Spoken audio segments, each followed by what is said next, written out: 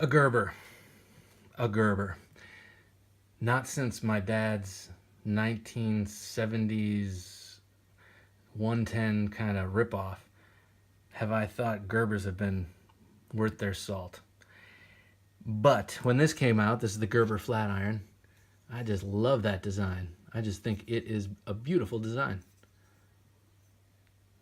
I don't have any cleaver style blades or straight razory blades, and I thought, why not? I was on a lunch break and on the hunt for a guilty pleasure, and boy did I find one, because this was a squandered opportunity for greatness, I gotta say, because I just think it looks that good. But I don't know, maybe this is like an Emerson and needs to break in, but something tells me it ain't.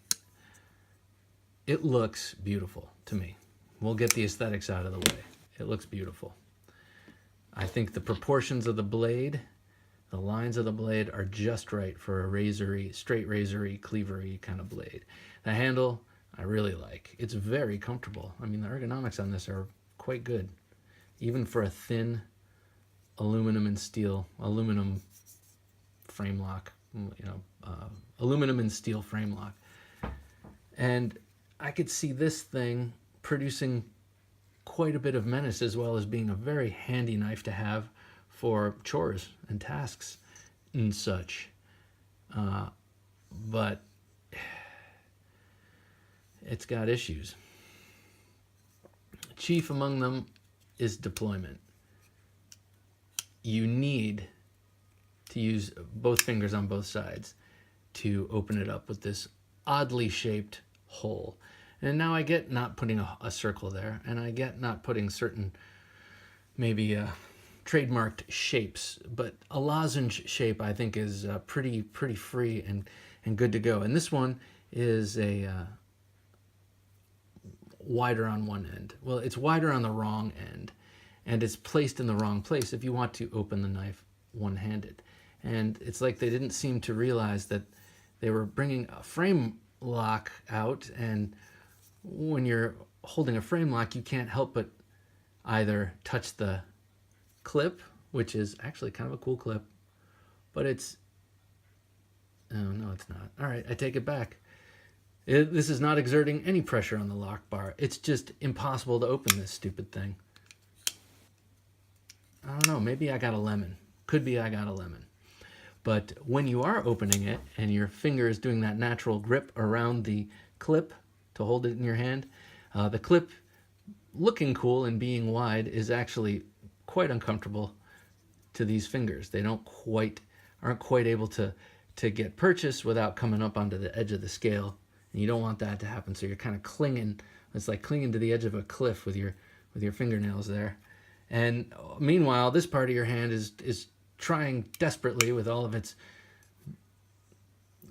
wit and wiliness to open this blade. It shouldn't be like that. It should just open. But okay, so let's forget about deployment, which absolutely sucks on this knife. On this knife, who knows? Maybe all the other ones that came out of the Gerber factory that day were awesome, but this one wasn't. So terrible deployment, beautiful looks, but that's all subjective. Clip looks neat, and I get the idea, but it doesn't need to be any more than half that size to be functional and to feel better on the hands when you're opening it. This lock bar, they could have sharpened it more.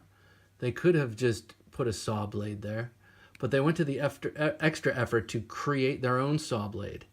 And I know the jimping is there to catch your finger, so when you're trying to close it in a hurry, which, by the way, there's never any need to close a knife in a hurry. You might need to open it in a hurry, but geez, people.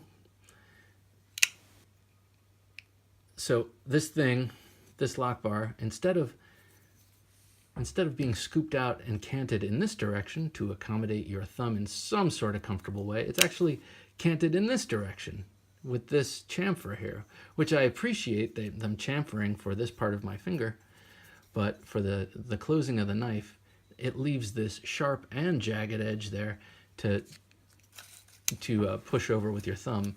And I got to say, it's got some stiff pressure, so this being lodged in there and thin and serrated, it's just painful. And I don't mean to sound like a sissy. I mean a knife guy should be like, yeah, who cares? It's a knife. And but you know, damn it, just make it comfortable. I mean, didn't the people who make this have hands? Anyway, it was an impulse buy. I never would have bought it online. Probably never would have bought it if I read reviews. But I think I'm going to keep it. I'm going to keep it on my desk. It'll become valued over time because of the time it's been with me. And I'll use it for scraping stuff and for whatever. But damn it, I really wish ZT made this knife. This design. I mean, I don't know. Am I the only one? I think it's very fetching. Anyway, Gerber, keep at it. Get back to your 70s self, man. That 110 ripoff my dad had was outstanding, except for the edge he put on it. No offense, Dad. All right, I hope you all have a great night, and let me know what you think about the Gerber Flatiron. If you have one, let me know if yours is any good, if I just got a lemon, or if I am indeed right and it's kind of a couple of design flaws that are jacking this knife up. All right, thank you very much. Have a great night.